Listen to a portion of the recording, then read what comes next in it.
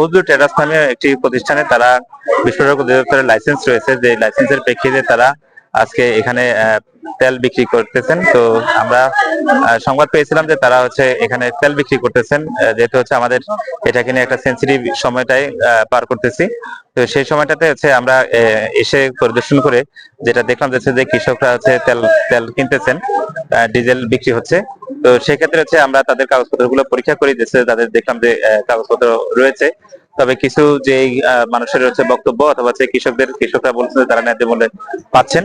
তা আমরা তাদের আরো কিছু যে বক্তব্যের কিছুর প্রেক্ষাপটে আমরা তাদেরকে ভোক্তা অধিকার আইনে 3,000 টাকা জরিমানা করেছি, এবং আমি এখানে নিজে উপস্থিত আছি। সরকার যে নির্ধারিত 101 টাকা মূল্যের যে ডিজেল বিক্রি করার কথা রয়েছে, আমরা সেই ন্যায্য মূল্যে হচ্ছে তেলটা বিক্রি হচ্ছে। আমি নিজে এখানে আমরা উপস্থিত রয়েছি। 200-র বেশি সার্ভিস ও ফিচারে লেনদেনের সব বিকাশ অ্যাপে সম্ভব।